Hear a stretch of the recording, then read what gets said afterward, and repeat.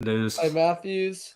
AJ Hawk. Yeah. Gross. I actually never really liked AJ Hawk until he was on the Pat McAfee show. Like, no lie. But welcome to another day. I hate him on the Pat McAfee show, actually. I love him on the Pat he's McAfee all right. show. He's AJ Hawk. He's all right, man. He's not like amazing or anything, but yeah. All right. He was a slightly above average football player. He never made a Pro Bowl. No, yeah, dude, he never made a Pro Bowl.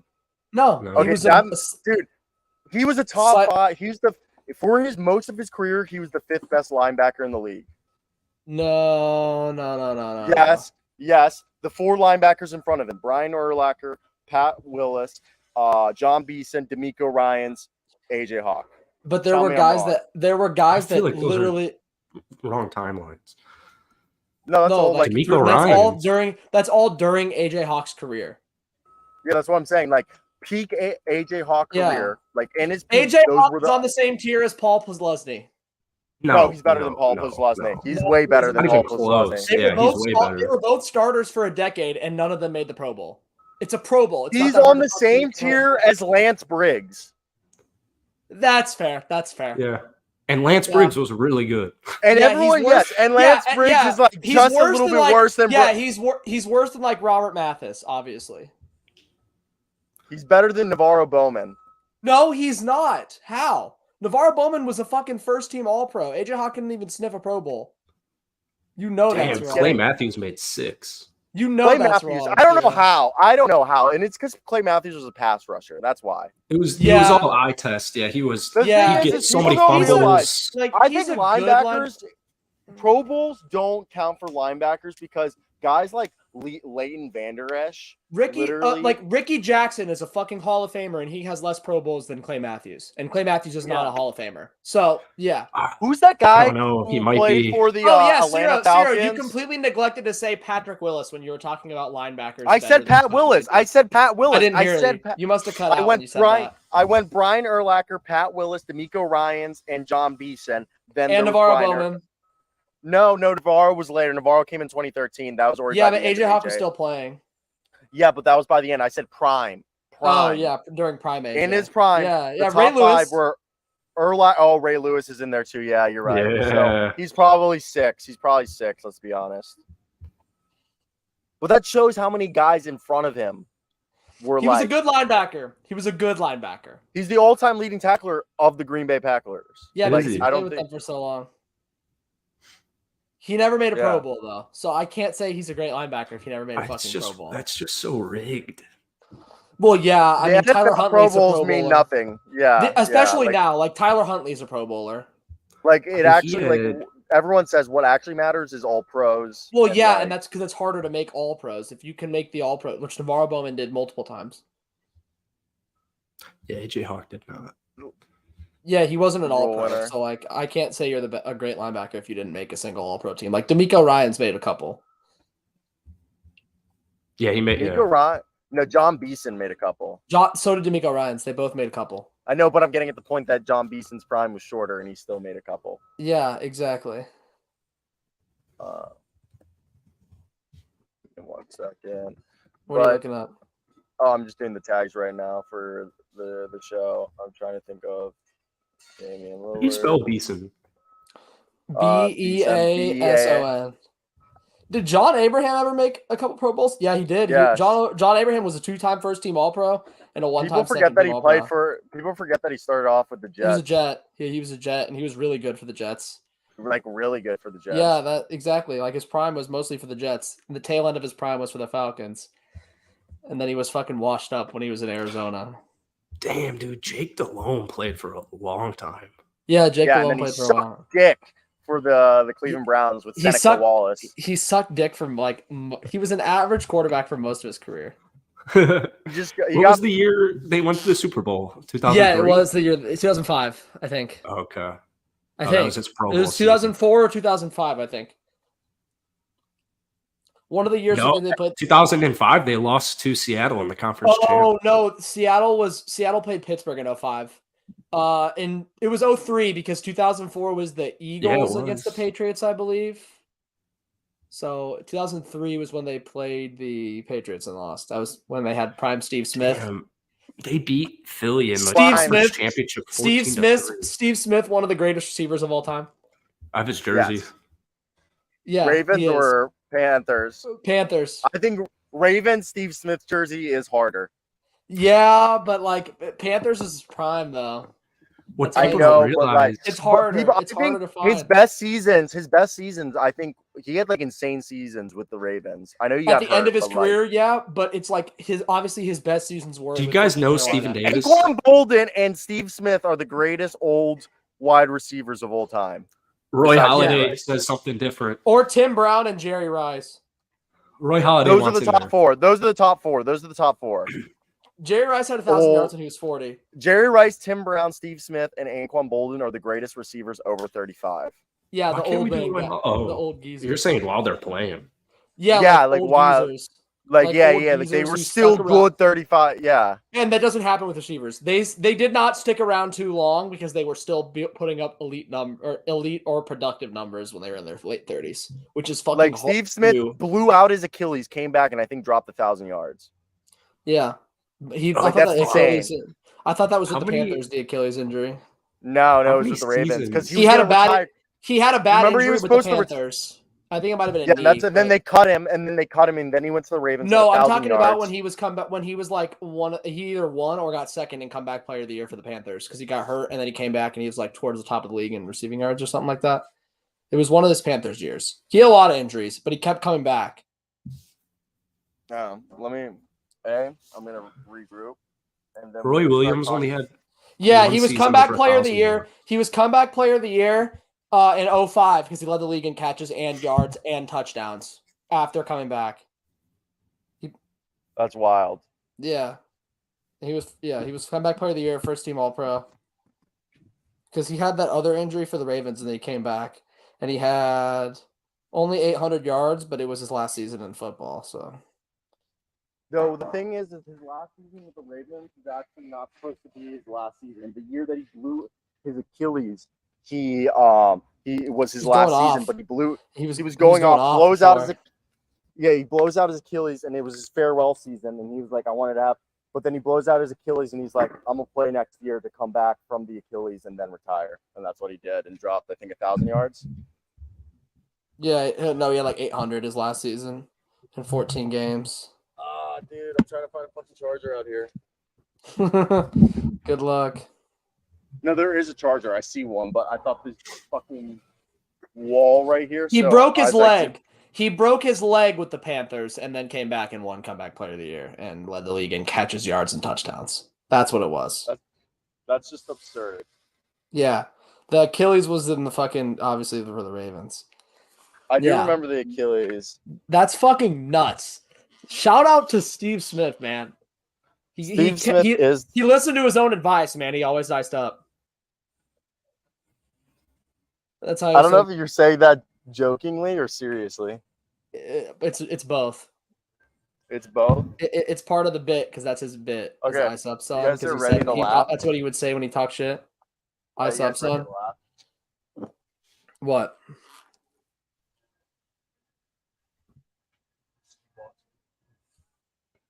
What are you doing? Oh my god. Whoa. He just randomly fucking reappeared in the back. Oh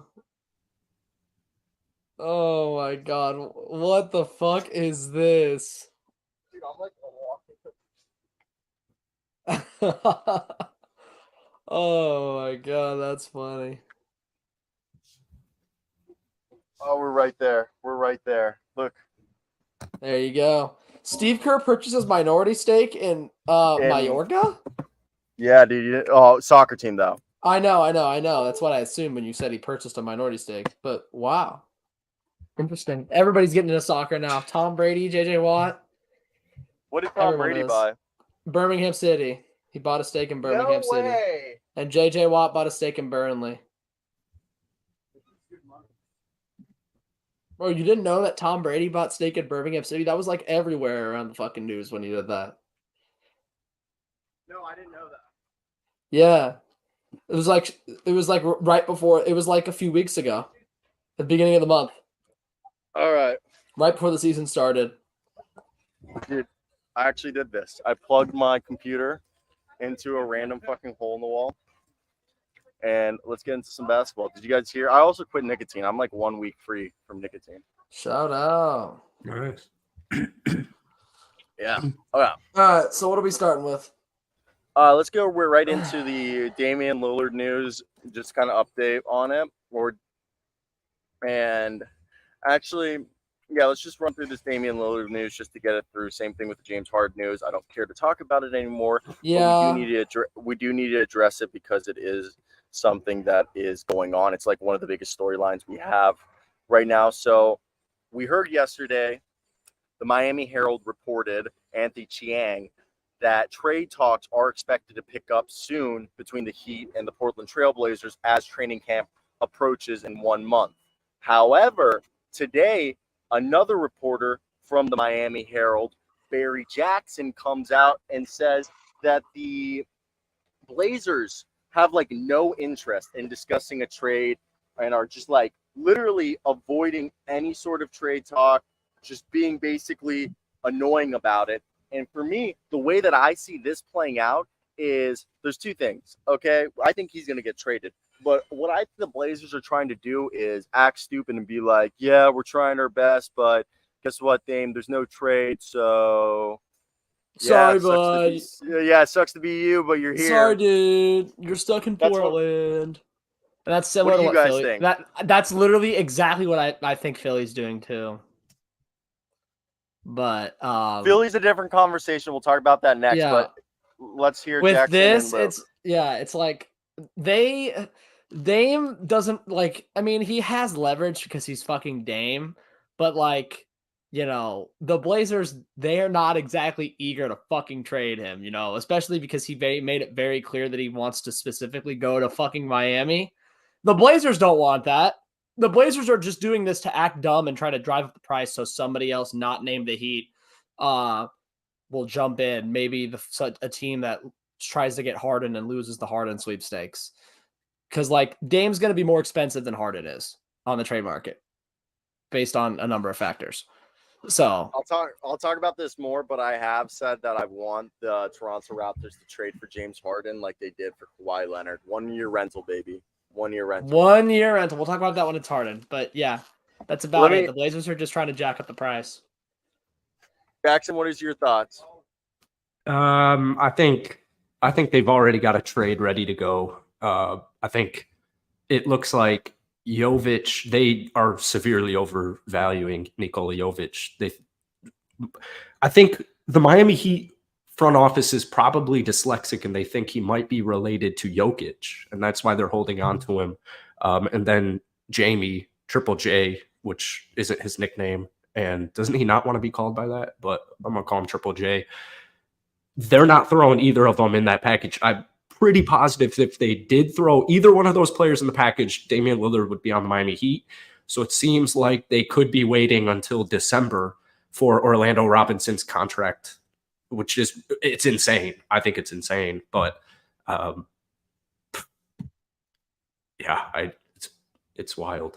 And that's like probably a very long probability I that that's think true. That this is not a bad trade. You're getting 3 to 5 first-round picks, okay? Straight up unprotected or lightly protected. And then on top of that, pick swaps and second-round picks. Then you're getting yourself either Nikola Jovic and Jaime Jaquez or Jaime Jaquez, one or both. Then you get a buyout in Kyle Lowry, and then you send Tyler Hero somewhere, and you're even getting more assets from the Tyler Hero. So people, I don't get why the Portland Trailblazers are acting like this is not a good trade. Yeah, you're not going to think those guys are in the trade. Has that been officially announced? I don't believe that's the offer that the Heat have. Yeah, it's like Tyler Hero's with a third team. Yeah. Everything that I've seen is that Tyler Hero is going to be involved with a third team. Third team, and those assets go to the Blazers, like Brooklyn or something. Brooklyn would take Tyler Hero or something. I don't know. Brooklyn, it's like Cam Thomas and a pick to the Blazers, and then like Royce O'Neal and salary filler to the Heat, or like Ben Simmons and a pick to the Blazers. You know what I mean? Something like that is usually how it's been framed. And then what I said, all those assets from the Miami Heat to the Blazers. Like, this is the same haul that the Utah Jazz got for Donovan Mitchell. Very similar. Maybe a little bit worse, but first off, Donovan Mitchell didn't have a terrible contract. Like, as good as Damian Lillard is, there is no way you can rationalize the last year and maybe even the last 2 years of his contract where he's making $60+ million. You can't rationalize that. Isn't he? Yeah, like especially 70. It's going to be around 60, like what JB is going to be making in the last few years of his contract. It's hard to rationalize that. It's with Jaylen Brown at least he's like in the prime of his career during the entirety of the Celtics contract, supposedly. Damian Lillard will be Kyle Lowry at the end of this deal. Yeah. It's not gonna like age well at all, especially when Dame hits like 37 or 38. So I don't know, man. I don't know. But the Blazers, like, they need to realize that even if they fucking keep this guy on the roster, they're not going anywhere this year, and they're not going anywhere in the near future.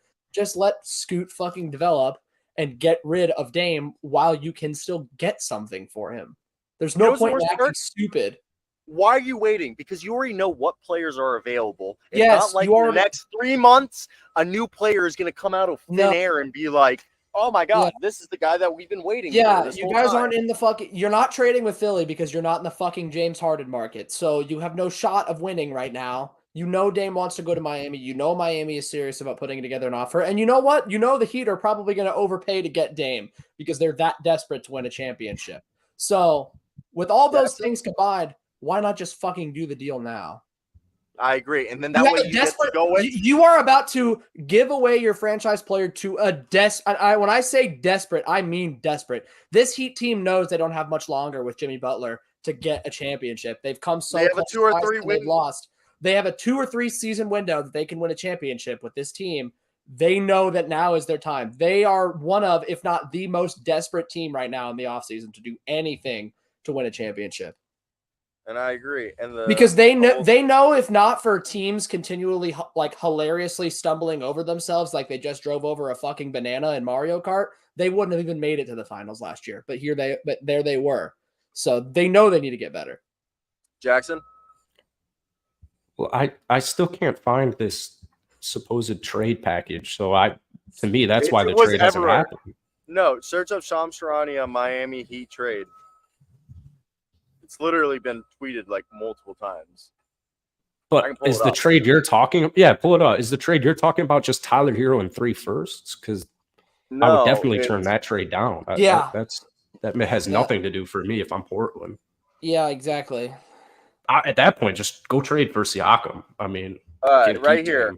As The Athletic reported last week, there's still no traction from the Portland Trailblazers on a Damian Lillard trade. The All-NBA Stars mindset is steadfast toward desiring a trade only to the Miami Heat. Charania wrote, ever since July, sources involved in the discussions who are unauthorized to speak on the matter publicly said that the Miami Heat have been prepared to offer the Trailblazers a package that includes 3 to 4 first-round picks, with Tyler Hero going to a third team, expiring contracts, and a young player such as Nikola Jovic, and potentially second-round picks and draft swaps.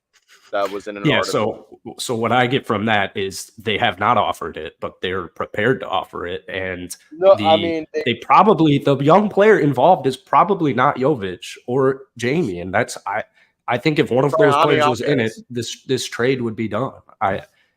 Jovic does nothing for me. Tyler Hero does nothing for me.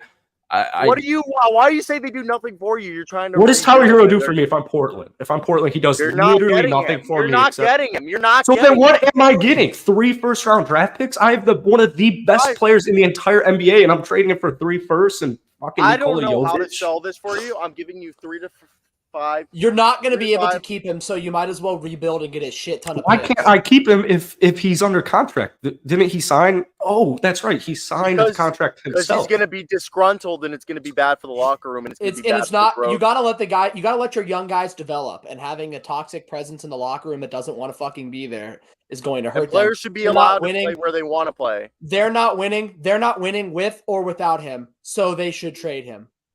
But he hasn't just on the toxic thing, he hasn't done anything to. No, but he doesn't That's want all to be there. That speculation. leads to a toxic environment. He doesn't. Yeah, he's but very, who's very the more of an vocal about- adult? Who's more of an adult? Who's a better leader, Jackson, James you need to Harden or pull Damian up- Lillard? You need to know. We're not talking about James Damian Harden yet Lillard. right now. Damian Lillard. Damian Lillard. Well, We're yeah, not talking about Damian Lillard. But I'm comparing him to what a toxic environment would be, like James Harden. Damian Lillard would never But pull having those your shenanigans. when your star Okay, no, player this is the way it goes. You Listen, remember? Jackson, He would sit Jackson, out. no, Damian no. would sit Hold out. on, hold He on. would sit out. When I'm your muted. star No, He player, would sit out. I'm going with here. I muted Luke because I want to say this. Jackson, you remember Kevin Durant asked out for a trade last offseason. Then he regrouped with the Nets and he said, I'd give the Nets another chance. And the Nets said, thank you. So 3 months pass. Kyrie asked out for a trade. They said they'll accept the trade request and they'll find him a trade. 12 hours later, Kevin Durant then asks for a trade request. And the Nets publicly said, look, we discussed with Kevin Durant when he originally asked for a trade request back in September. We told him, please give us another shot. And he did it. Now we're going to respect what we told him, which was if Kyrie asks for a trade or if we realize this isn't going to work, we're going to find you a trade and we're going to trade you where you want to be. Where did he want to go?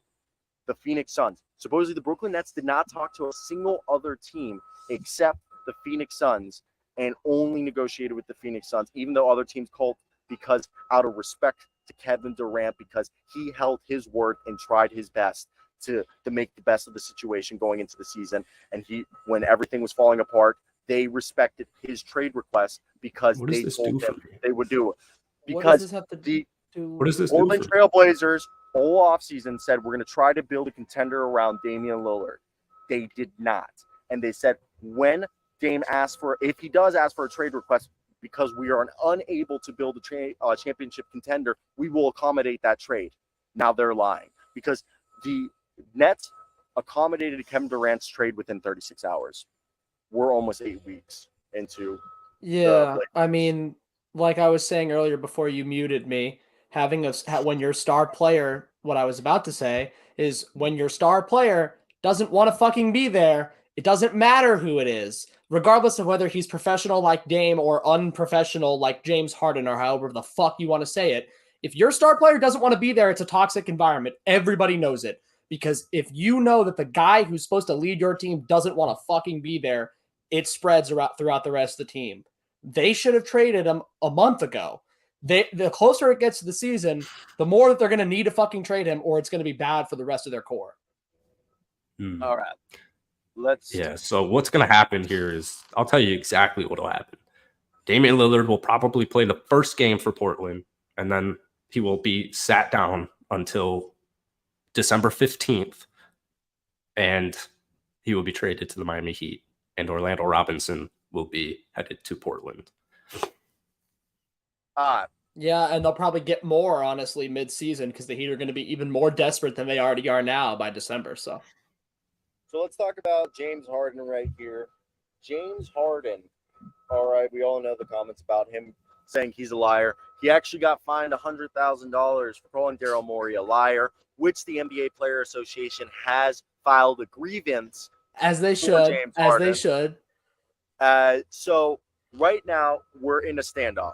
James Harden is claiming that he called Daryl Morey a liar due to the fact that when he told them that if he'd accept the player option, he'd trade him quickly.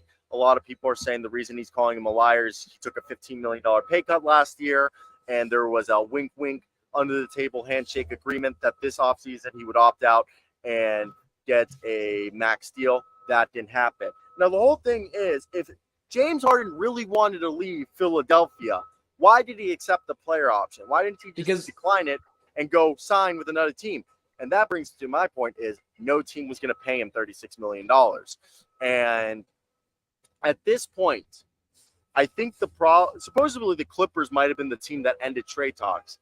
And the Sixers, their big thing is not the players being discussed. Like, supposedly the Sixers are cool with Norman Powell, Marcus Morris, Terrence Mann, Robert Covington, Nick Batum, etc. Combination of those set players, Amir Coffey, Bones Highland, pick and choose the package you want.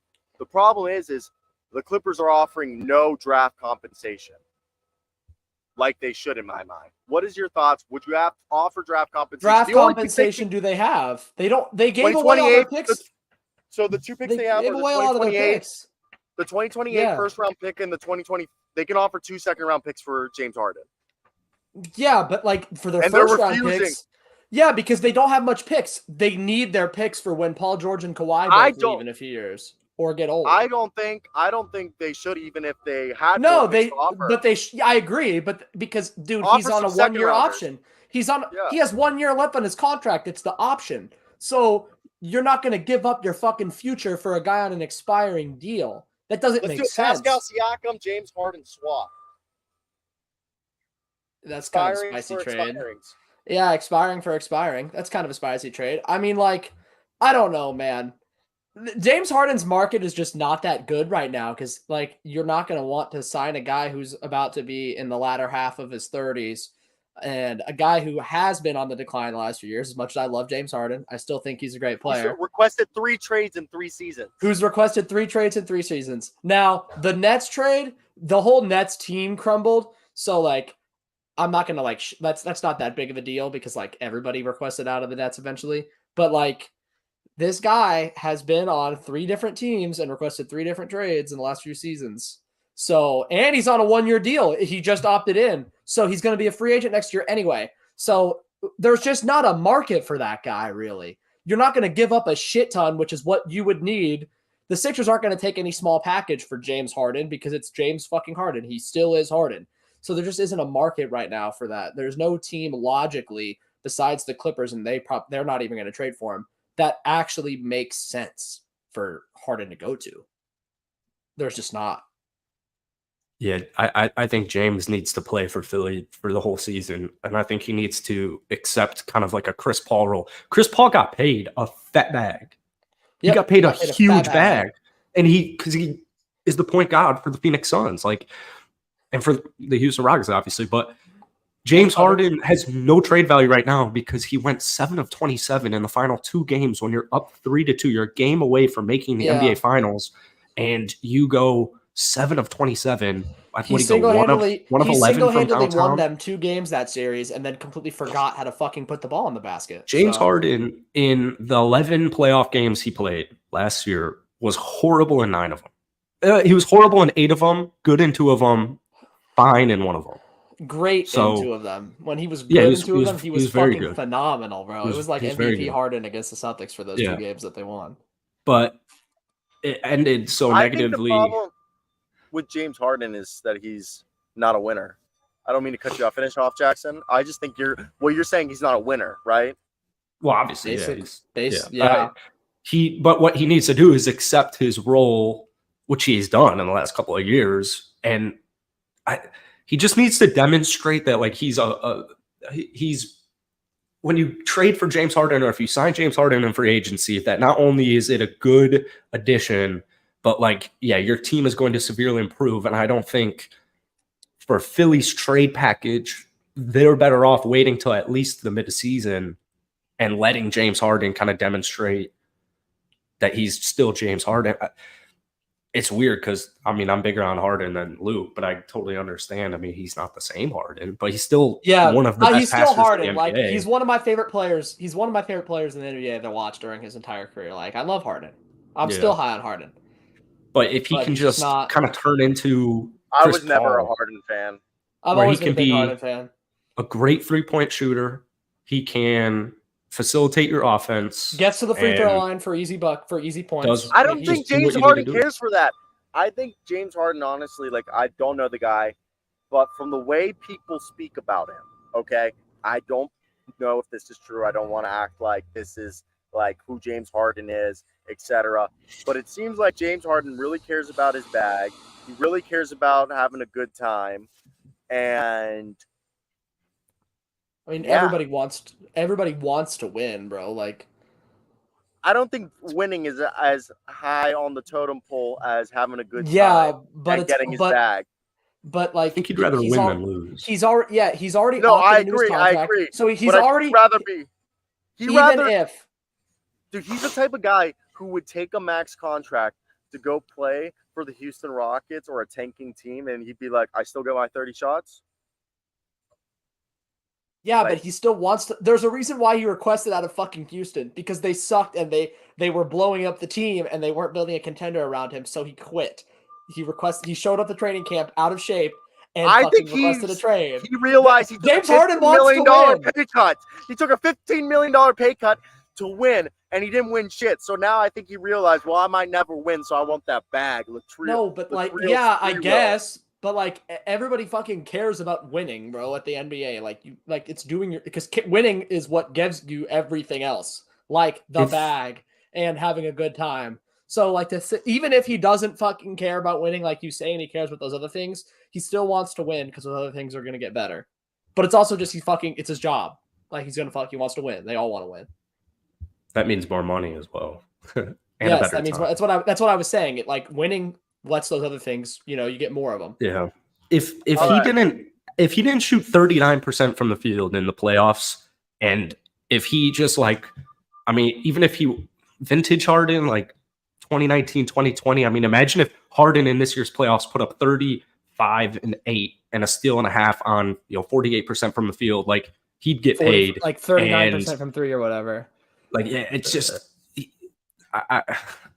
it's tough because Morey, like, he choked, like he literally choked. So yeah, maybe we made a handshake or a wink deal, but like you didn't come through on your end of the deal. Like we're playing, which like I guess, but it's like Morey shouldn't have fucking offered him that. Like you shouldn't have offered him that. You shouldn't have told him one thing and then done another. Like that's the problem. Then add the contingent. Yeah, but like if I pay you to do work for me and you do it poorly, it's like, well, no, I'm going to go in a different direction. But like because you didn't come through on your end of the bargain. But they're keeping him though. They're not going in a different direction. They're keeping him, even though he doesn't.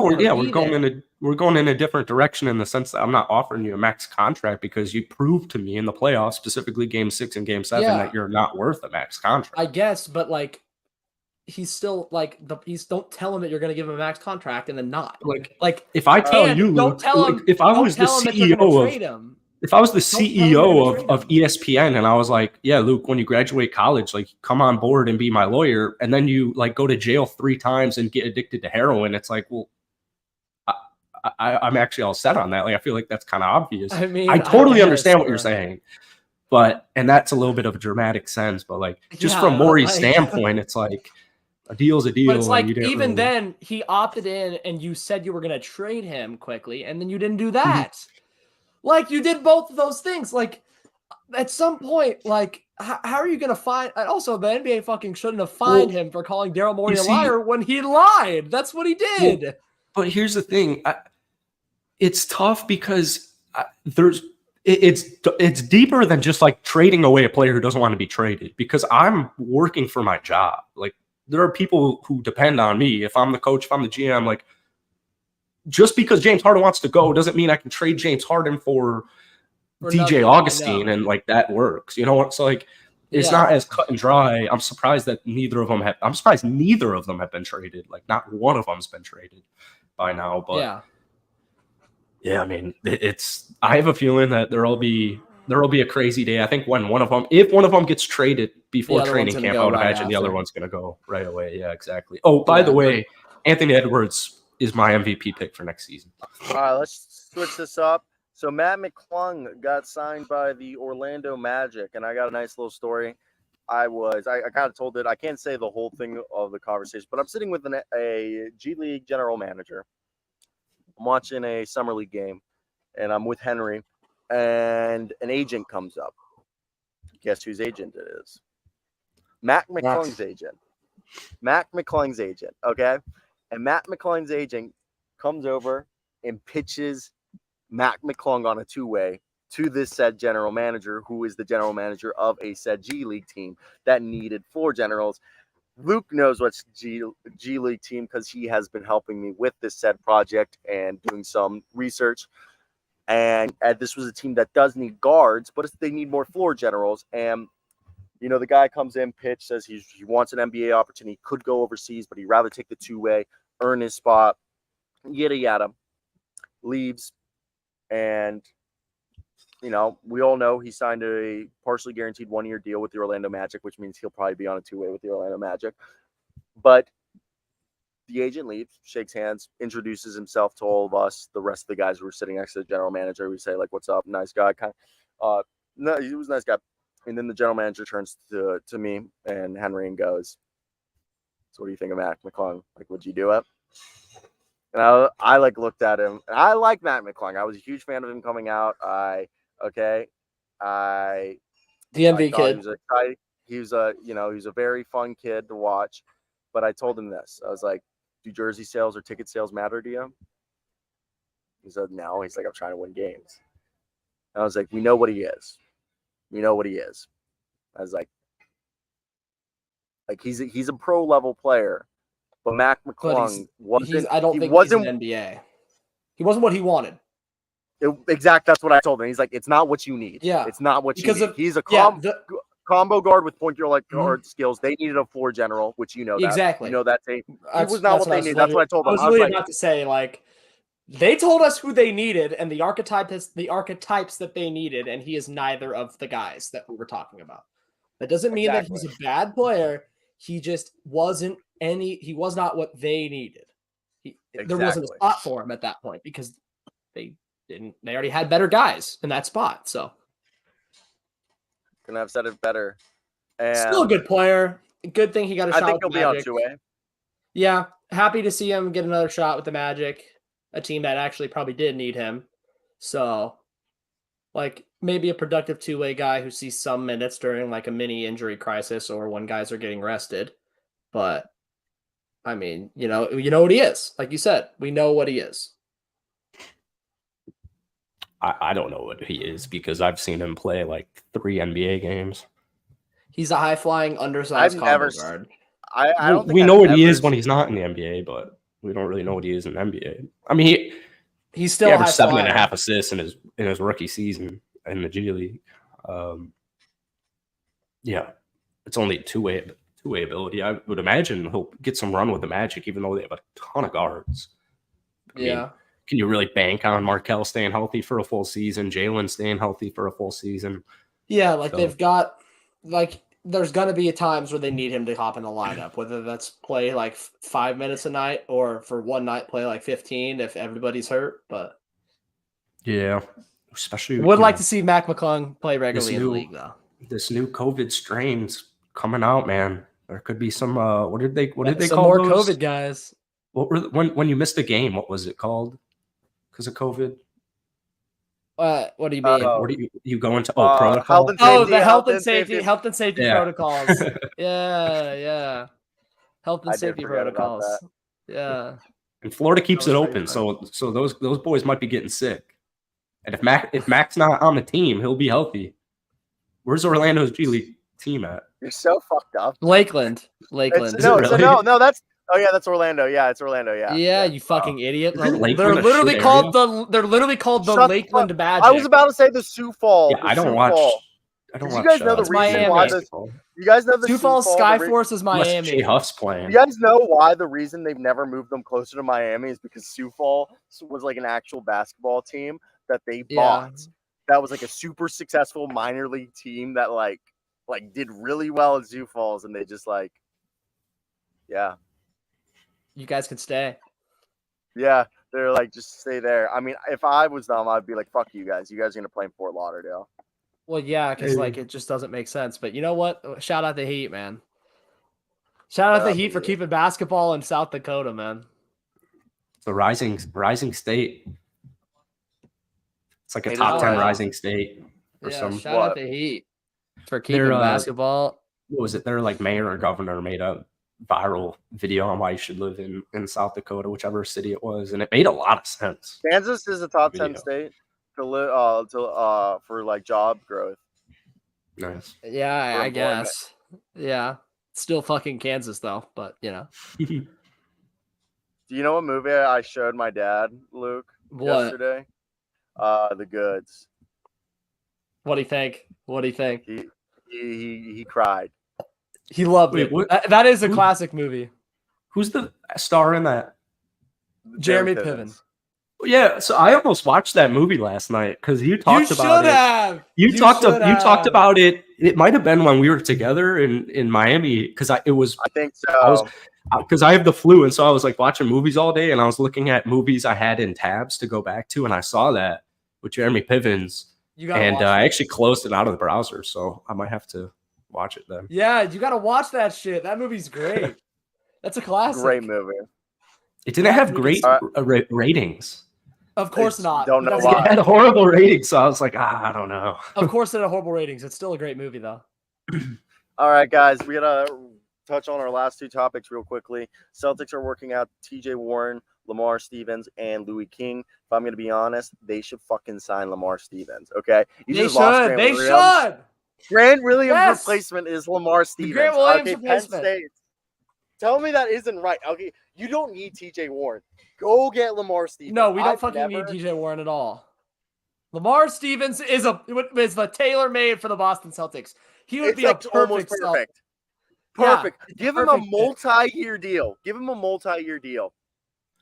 Oh, okay, hold on. Right. Let's see how he does this year. I Lamar agree Stevens should be a Boston multi-year deal. This year, partially guaranteed. The rest of the year is unguaranteed. Let's do it. 4 years, $18 million. All right. The first year is guaranteed for $4 million. The rest is fucking non-guaranteed. Wow. Dude, just give him a 1-year deal and see. Relax. I personally, I don't know. I would give I 1 believe year. every player deserves a long-term contract because every contract is tradable. I think they need to save money for a long-term contract for Delano Banton when he breaks out. When Malcolm Brogdon gets injured, Malcolm Brogdon inevitably gets many times. Delano Banton will come in there. Or gets traded mid-season to the Clippers. What the Celtics don't know, what Celtics fans don't know is they have their next Rajon Rondo. He's just not slated for much. He's not going to get much playing time for a while. But he is the next Rondo. Some are saying that he's the next Rondo. Some are saying that. Yeah. Delano Banton. Shout out. All right, our Lamar Stevens propaganda man has came back. What the fuck is this? What are we doing here? I'm all for Lamar Stevens, but I do want to say, Louis King. How the fuck is Louis King still getting opportunities in the NBA? I'm surprised. I noticed that you didn't include his picture, so fuck him. Maybe, maybe he's not getting signed. He's not getting signed, bro. Why are the Celtics are just working him out as a courtesy, probably? Because bro, you're not anywhere near. You're not going to be anywhere near this roster unless you play for the main Celtics. It's near Martin Luther King's birthday. The Maine Lobsters. There used to be the Maine Red Claws, and it should still be the Maine Red Claws. But the Maine Lobster rolls. Yeah, the Maine lobster rolls. Oh, it's so good. Now I gotta have me one, man. I haven't had a lobster roll in a fat minute. Apparently, Bears offensive guard Nate Davis was very upset because Eberflus sat him or something, so he took him out to lobster rolls because that was special to Nate Davis. All right, guys, let's talk about Bears. I gotta go soon. Go Bears, we're Jackson. Talking about today. By the way, we have almost 10 people watching, so hit that like and subscribe button, guys. It's been awesome having 7 to 10 guys in this chat. Just talking and all that. So Isaac, Rockin' News, Dre, Karam. All right, Joshua, after this, George, let's do some grids real quick. You guys are gonna have to do that on your own. I gotta go to class, guys. Okay. I got class in 9 minutes. So we got if August 31st is the deadline. So right now, if a trade does happen, they're trying to trade JaVale McGee and sign Markieff Morris. But if that does not happen, on August 31st, JaVale McGee will be stretched and waived. I believe it is $14 million will be waived. About $15 million will be stretched over 5 years at a $3 million dead cap hit. And he'll be waived, and then they'll sign Markieff Morris in the process. What are your guys' thoughts of that? Is it dumb? Is it worth it? What would you guys have done?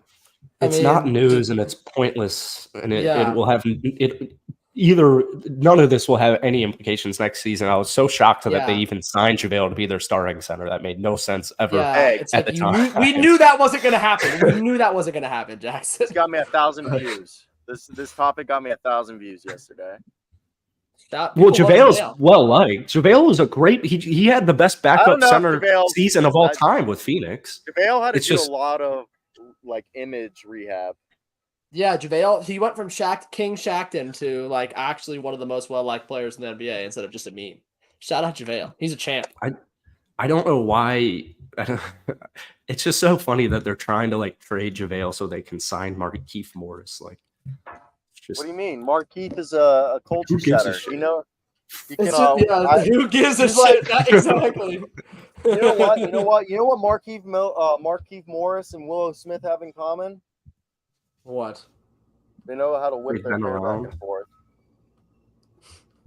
Jesus, Markieff's okay, played for bud. 8 teams. Yeah, he's a How much journeyman. did you bro. guys hate that joke? Do you guys know Markieff's a Markieff was journeyman.